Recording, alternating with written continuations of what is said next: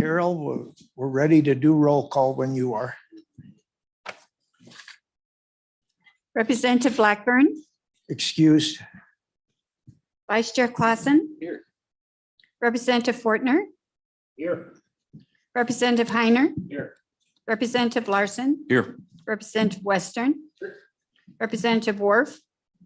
Excuse. He'll be here, I think, but Okay. he's running late, I think. Representative Winter, Here. Chairman Eklund. Here.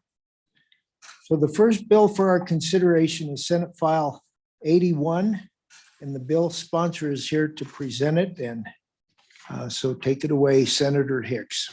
Yeah, thank you, Mr. Chairman, members of the committee. Pleasure to be here. It's a nice day outside today. We're seeing a little spring weather. Hopefully in your neck of the woods around the great state of Wyoming that we're starting to see a little spring also. Mr. Chairman, I bring to you today Senate File 81, a clarification of existing state ownership of groundwater. This has really kind of been an interesting journey as a result of a conversation that some of us had in Select Water last summer. And one of the questions that was posed to me from a member of the House was in our Constitution, we presumptively claim surface water as property of the state of Wyoming. And he says, how come we don't do that for groundwater? And I said, well, I don't know that we do. We do it in statutes because we go back and we regulate it under prior appropriation doctrine. So I had asked staff to do a little research. And at the time I said, look at, maybe we need to provide a constitutional amendment clarifying that our current constitutional provisions really don't speak to that issue. So members, the substance of the bill is really in the memo. And so what I'd like to do is walk you through the memo. And I have to compliment our staff on this. This is probably one of the most thorough. In the 12 years I've been here, Mr. Chairman, this was 3 months of exhaustive research and looking at other court cases and prior appropriation doctrine and riparian doctrine on administration. But I think more than anything else is if you just go when it says, if you flip over to page 2, it says current ownership of groundwater. It says, while the state currently regulates groundwater through prior appropriation system, the precise question of whether the state owns the underground water in Wyoming has never been explicitly answered by the Wyoming Supreme Court. You go down, Mr. Chairman, Article 8, Section 3 of our Constitution says priority appropriation for beneficial use shall give the better right. That is the doctrine of prior appropriation. And we use that system. You go further down a little bit on that first paragraph in the minimum, but it says based on the plain language in the Constitution and the nature of prior appropriation, the state likely owns groundwater. And so when we look at Article 8, Section 1, it says the waters of all natural streams, springs, lakes, or other collections of still water within the boundaries of the state are hereby declared to be the property of the state. So if you go down there and you read that Article 8, Section 1, that's what the Constitution says. Mr. Chairman, I think each one of us can read that and probably say, well, does it really mean groundwater? When you look at that, and it says the water of natural streams, springs, lakes, or other collections of still water within the boundaries of the state are declared to be state property. That was the question that was asked me, does that include groundwater? And so I asked staff, maybe we need to clarify that. This is the rationale for the memo. But more importantly, Mr. Chairman, I think what it does is if you go through, and I'm not going to walk you through the entire memo. This isn't the only state that this issue has come up based on the constitutional provisions that says that they own the surface water. And there's a very exhaustive case in New Mexico. It's in the memo. Read it at your leisure. That basically came to the same thing, but they did have a question that went all the way to the New Mexico Supreme Court. And by extension in the memo, they made a a quantum leap that yes, in fact, that the state of New Mexico did own groundwater. They further went back and clarified that through a statutory provision. And so the question, when you read that or does that not include groundwater under Article 8, Section 1 of our Constitution? So, Mr. Chairman, I want to take you all the way to page 7 of the memo and go down to the very last sentence.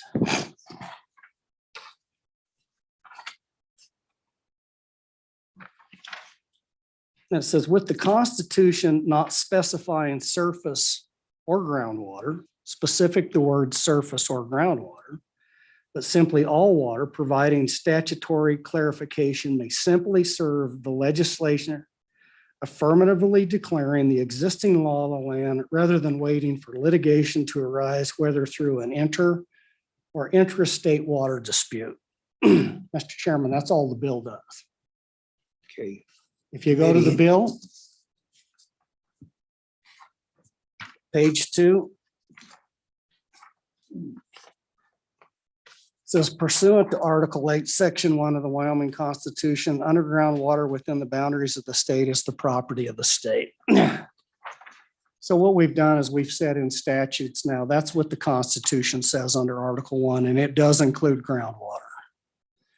Mr. Chairman, that's the meat of the bill. And I guess the necessity, somebody say, well, why do we need this? I think anybody in agriculture, even here, particularly in this part of the state where you have an underground control area already in effect controlling groundwater, and the fact that it's part of the Ogallala aquifer that extends all the way to Kansas, Oklahoma, and northern Texas, we're going to see more inter and interstate litigation over access to water resources. And so this is a little bit perspective, just saying, rather than having to go all the way to the Supreme Court to make a determination as to whether the state actually owns it or not, we're just declaring this and under statutes through our Constitution that it is the state's property. Mr. Chairman, that's the bill, and I'd stand for any questions.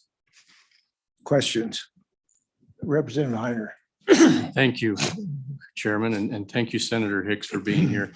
So one of the first questions I had, Senator, is if we want to clarify the Constitution, maybe it'd be better to have a ballot initiative to amend the Constitution and clarify that it is groundwater. But if for some reason that fails by one vote, wouldn't that give some questions to whether the populace may have said, we don't think you do own the groundwater. So it might create more confusion in the courts if a ballot initiative fails. Mr. Chairman, I think Representative Heiner just summarized exactly what happened in New Mexico, and the reason that we are doing this through a statutory provision versus a constitutional provision. So my original gut feeling was to do a constitutional amendment, but there is risk, significant risk associating if you did that and it failed by one vote. It's an affirmative that the state doesn't own the groundwater. And so the recommendation from staff and looking at other Supreme Court cases, the safe way to do this is just through a statutory provision to say, this is what the legislature says, the Constitution says as we are. So that is exactly the reason that we've gone through the statutory declaration of ownership versus a constitutional amendment. Any other questions? Representative Fortner. My biggest fear is we're taking a lot of federal money for water projects in the state of Wyoming. And I'm thinking if we hand this over to the state of Wyoming, what's to keep them from complying with the federal government on taking our water somewhere else? Yeah, this is exactly why we would want to do this, is to preclude any challenges on the state ownership of that water. That's why we're declaring that under our Constitution, it is our property. So we both have the statutory provision that references back to the Constitution and says, this is what the legislature has determined that the Constitution says that we own it, irregardless of who may pay to develop it, whether it's the Bureau of Reclamation or some other federal entity, Bureau of Land Management for stock ponds. That's why they have to come through the state of Wyoming to get a permit to do that. This affirms that if they're going to appropriate groundwater, it is the state's property and they will go through the state's permitting process. There's also a provision in federal law called the McCarran Act that says that the federal government will follow state water law. And so this just reaffirms that even under a groundwater scenario, that the federal government would recognize it's our property. I hope that answers your question. Follow up, Representative Fortner. So far up to date, state has never rejected anything that the federal government's put forward as far as constitutional rights. Like our, and I know this is getting way off subject, but just like on our special session, things like that, we always conform to the federal government. The federal government don't conform to the states. Yeah, Mr. Chairman, that's a whole other conversation on the structure of government and federalism and stuff that we could go on. But, I think you guys have already worked as a joint interim committee again, exercising the state's right of ownership over water when you guys passed the bill out and worked on it in the interim that requires a joint filing for stock water rights. Again, we can exert certain rights under the Constitution as to ownership of state's property. And so, Mr. Chairman, that was the bill that you guys passed out on the dual filing for stock water. This doesn't specifically deal with the federal government, but it could have long-term implications if we ever did end up in federal court. So I look at this as a prospective protection of the state's rights. Okay, any further questions? All right, yes, go ahead.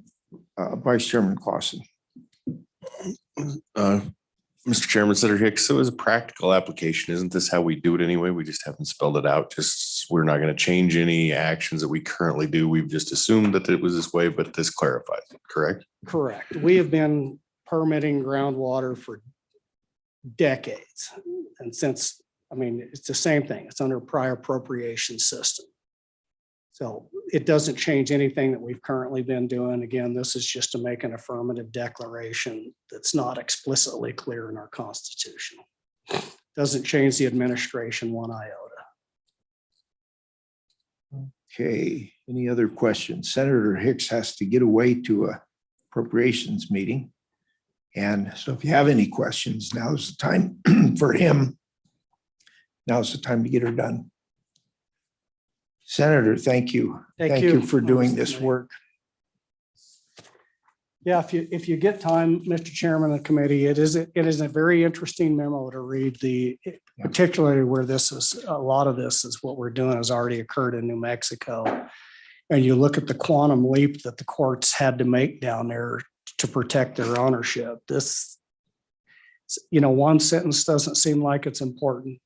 This could be a huge going out into the future, particularly on any interstate compact, as we continue to fight over and spend a lot of money over water. So thank you, Mr. Chairman. Thank you, Senator. Any other testimony on this bill? Yes, Jim McGagna, come on up.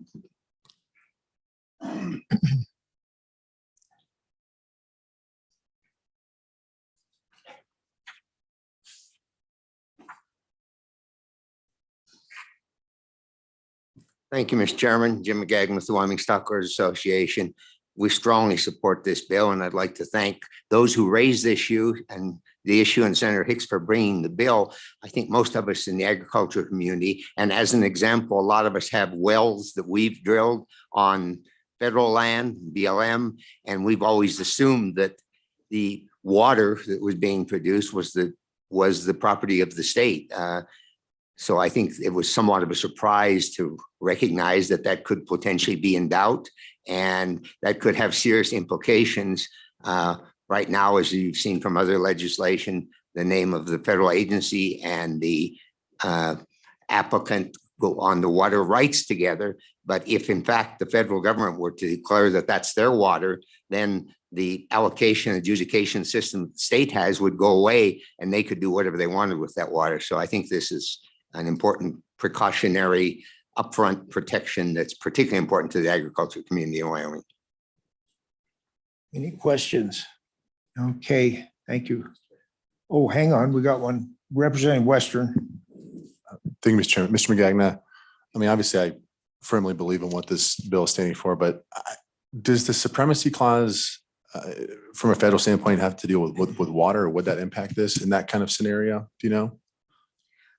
Mr. Chairman and Representative Western, I can't give you a formal opinion on that because the federal government generally recognizes water as being the property of the state.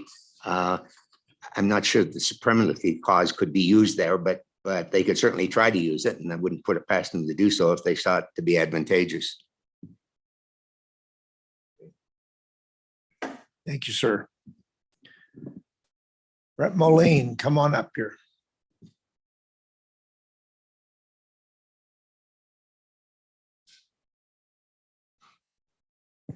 Mr. Chairman, Brett Moline, Wyoming Farm Bureau Federation. In the danger of showing ag unity, Wyoming Farm Bureau also supports this bill for the reasons outlined by the previous speaker, and especially by the bringer of the bill from the Senate side. This is an extremely important issue.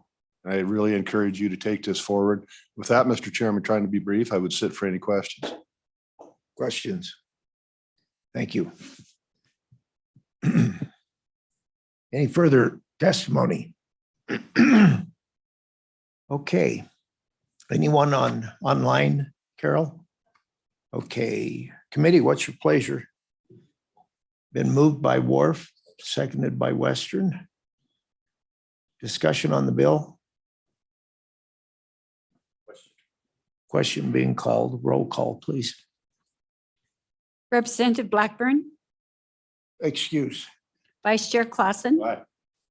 Representative Fortner, Representative Heiner, Aye. Representative Larson. Aye. Representative Western. Aye. Representative Wharf. Aye. Representative Winter, Aye. Chairman Eklund. Aye. 8 ayes, 1 excused. Okay, thank you. Our next bill for consideration is Senate File 10. And this was one that we didn't have time to finish up on. Predator control bill. It's a joint ag bill. And I really haven't asked anybody to present it. I think all of us have read it and are familiar with it. And there are a couple of changes. I will go through those changes to the statute. Page 2A, the department shall. Thank you, State Engineer, for coming and attending this. Let me get back to where I was. Page 2. A, the department shall coordinate control efforts and make contract among agencies and counties for predator control under this chapter. And if you go to the bottom of the page, line 20 through 22, work through the department to coordinate predator control, including contracting for predator control services, or may directly enter into cooperative agreements. And at the top of page 3, the Animal Damage Management Board is added to these list of people in the cooperative agreements. And then the bottom of page 3, and may contract directly with federal or state agencies, boards, county commissioners, and predator management districts or other organizations or associations to coordinate predator control services. And I guess before this was brought, I thought all of those were ways that we managed predators, but apparently they're not clear in law. Committee, any conversation on the bill before we open it to? Yes, Representative Fortner. Thank you, Mr. Chairman. Is the bulk of this money coming from like the stock growers where they pay fees for predator control? Where's this money coming from? Yeah, we've got somebody who could probably answer that fairly well. I didn't think you were coming up. Miss, you know, the one, our sheep department. Oh, there you are. I'm sorry. I couldn't see you. Yeah, let's have Department of Ag and Predator Control come up both at the same time if you'd like to, and we'll field some questions off of you.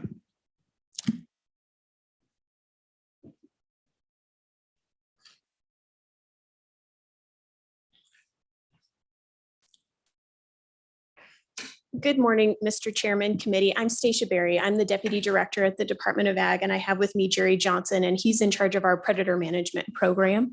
And so we can probably answer some of those questions you have about the program. As far as the funding question, Mr. Chairman, there's a couple of different ways that funds come into the Predator Management Program. Some are general funds, and some are also collected through fees gathered when brand inspections are done and then sent directly to counties where those brand inspections are done. Okay. Representing Wharf. Doesn't the Game and Fish also contribute to that as well? Can I explain that, Jerry? Mr. Chairman, Representative Wharf, yes, the Game and Fish, as of 2 years ago, they are now putting in $200,000 to the program per year. So 400,000 biennially. Okay. Would you like to go through? So I know in my brand inspection, there's a portion of it taken out for predator control. Some of us would know about that. Could you go through the whole, all the funding for the predator control in the state, if you don't mind? Thank you, Mr. Chairman. For the predator control, there are general funds that are approximately 2.7 million per year from the general fund. Producers provide approximately 1.2 million per year through their brand inspection fees. 19 out of the counties have declared that there will be a $1 tax per head for the predator fees, and those go towards predator management. And then again, the Game and Fish provides $200,000 annually. Mr. Chairman, one thing I will add on that is just that the counties that elect to take that full fee make themselves eligible for further grant dollars that come through the Animal Damage Management Board. So if they don't take that full fee, then they aren't eligible for some of those grant dollars. Okay. All right. And there are 19 predator control boards that do take the dollar out. How many predator control boards are there? There are 22. 22. Teton County does not participate. And then there are 2 that are at the original 20 cent per head and they do not participate with the ADMB. Okay. Mr. Chairman. Yes. Representative Winter.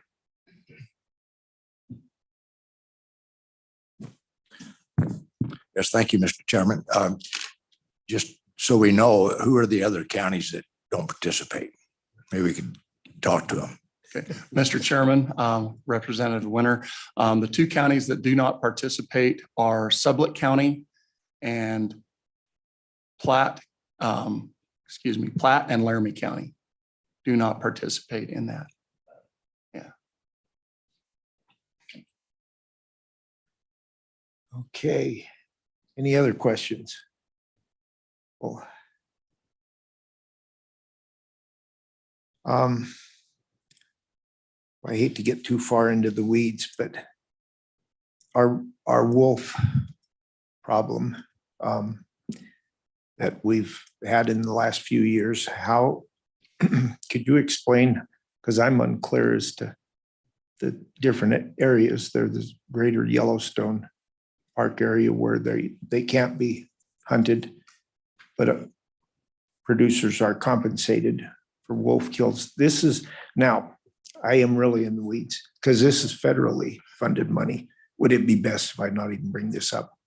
Mr. Chairman, it's your meeting, so we're happy to visit about it, but it is I think it's federally really managed. interesting. If the committee will indulge me, it's really interesting how this thing works. Because the wolves were introduced and they were supposed to be taken care of by the federal government. But could you explain how that works and the different areas and levels of control there are with the wolves? Yep, Mr. Chairman, so you have your trophy management area, which is federally managed, and that's where federal funds are used. And so all federal management happens in that area. When you're out of the trophy management area into the predator zone, which is the remainder of the state, that's where other funds can be used for wolf management because they're no longer in their specified area that they've been given. Mr. Chairman, I've got a comment on that. Yes. The federal government does not manage wolves in the state of Wyoming. We fought that battle and the state manages wolves. There's a trophy area where the Game and Fish manages wolves. And then there's a predator zone where the state has basically no management. There's no protection provided wolves. There's an area that slides in and out. It's a flex zone where at some points they have trophy designation and they're protected. In other parts of the year, they're designated as predators and they can be shot on site. There's no protection provided for them at that time. But the Game and Fish does pay losses. If you lose livestock in the trophy zone, it's the Game and Fish that pays that. It is not the federal government.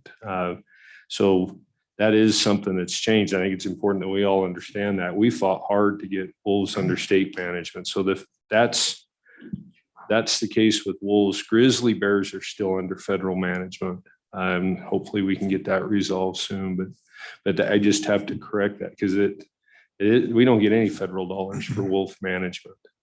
Mr. Chairman, I'll also further correct myself. When I'm talking about management, I'm talking about predator management in the way of being able to actually legally have the ability to take any of those animals.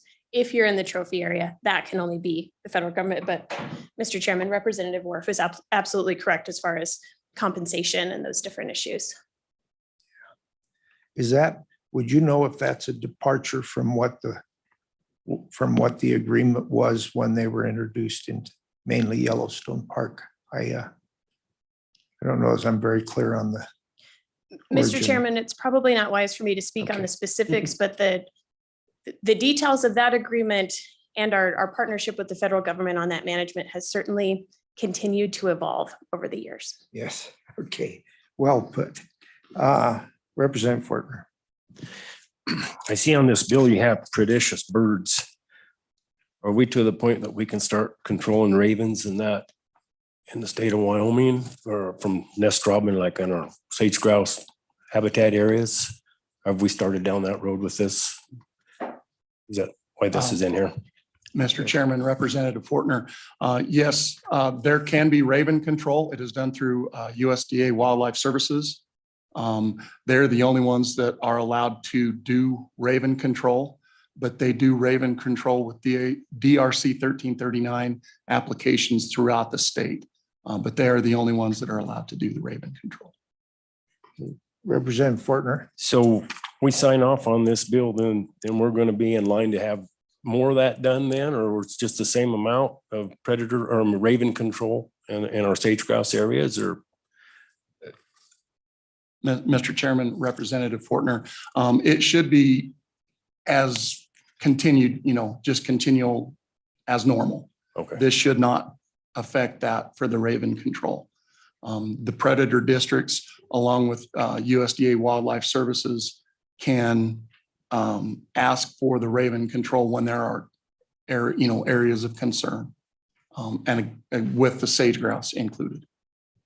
Mr. Chairman, if I might add, what this bill offers for the Department of Agriculture is really a statutorily more cohesive, more coordinated program. We've had the different silos of the permits that we issued, the grants that are issued, being co-chairs of the ADMB. This creates more cohesion so that when we are working with our federal partners, it shows a more bona fide statewide program coordinated through the department. Okay. Representative Clausen. Mr. Chairman, back out of the weeds with the wolves and the ravens. This particular bill just basically, if I remember right from the interim, this particular bill just allows you Department of Ag to coordinate between county agencies to gain efficiencies between counties. So if there's something that's close to county lines that both counties need to be doing, if we're flying our control efforts, that it allows us to gain efficiencies. Would that be a correct overview, or am I out in the weeds now? Mr. Chairman, Representative Clausen, that's correct. It does. It just creates a much more cohesive program. It increases our bargaining power and also helps with those relationships with our federal partners with this more bona fide state program. Any questions? So we don't usually have this much time to work bills. What luck, And Mr. Chairman. So we were in the weeds, but we got a little bit of education. I've got a question on what Representative Wharf talked about, this sliding area that isn't in the trophy area, and the wolves are in a kind of a gray area. My understanding is that they could be controlled by a rancher or something, or not. They didn't used to be able to shoot at these things. Yes, Mr. Chairman. In that sliding area, we'll call it that, mainly the trophy game area is during the hunting. It coordinates with the hunting season more or less, so that hunters have that opportunity. And then when it comes to calving and lambing season, then it slides to the predator zone, and the ranchers are able to control those, and along with the county predator boards, to control the wolves in those areas.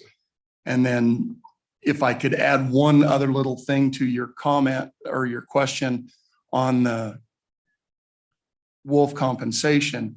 In the predator zone 2 years ago, through the legislature, you guys did provide for a compensation program in the predator zone.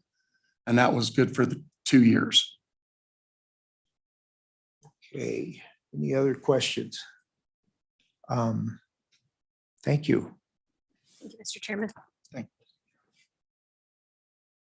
Now we'll have public comment time if Mrs. Hendrickson, come on up.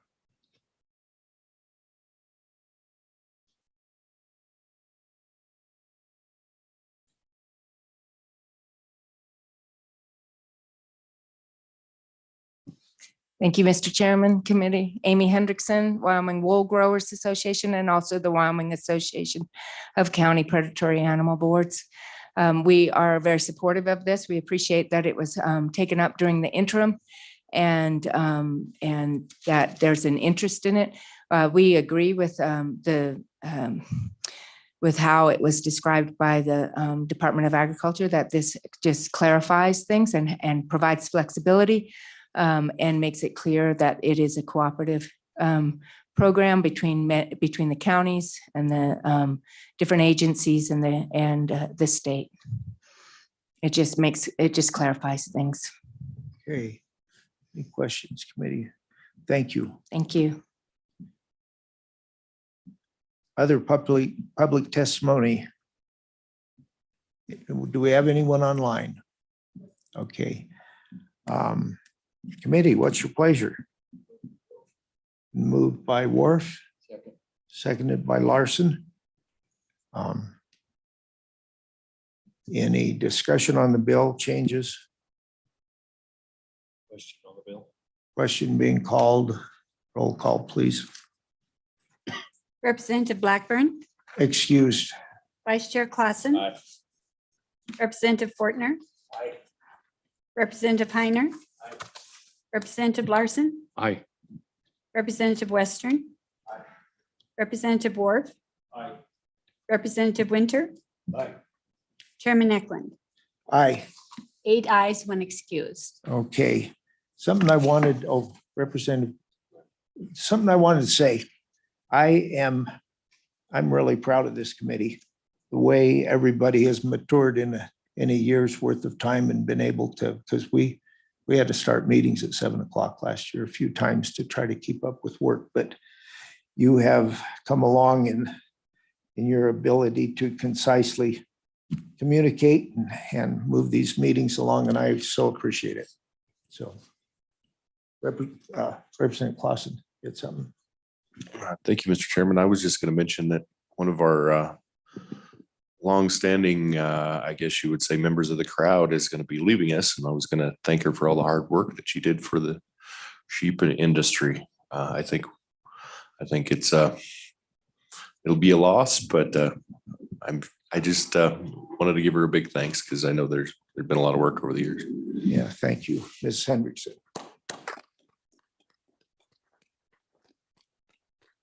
And one more thing, so the committee will know, and I'll announce it on the floor on the 10th at 9 o'clock. We're going to have an ag issues team come in from Central High School here in Cheyenne. They'll compete at a state contest level. They have presented. This will be a really interesting discussion. It's on the 30-30 plan. And anybody who can make that will be able to, as a committee, can field questions. Other legislators that might come can too. It helps to kind of tune these kids up. I'll say this about it, Cheyenne and Wyoming has had a dominance in this ag issue event that goes on a national level. They have won it.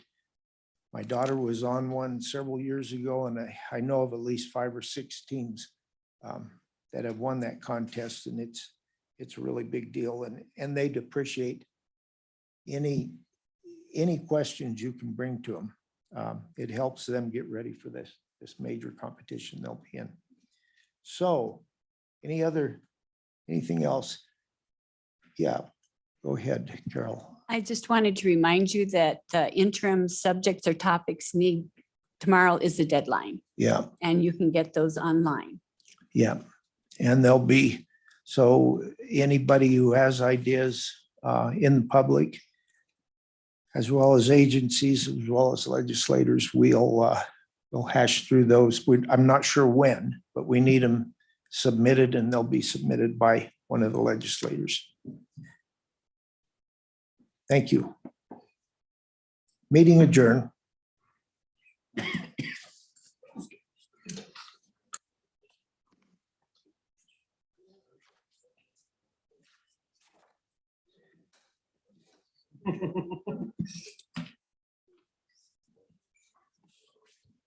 Oh.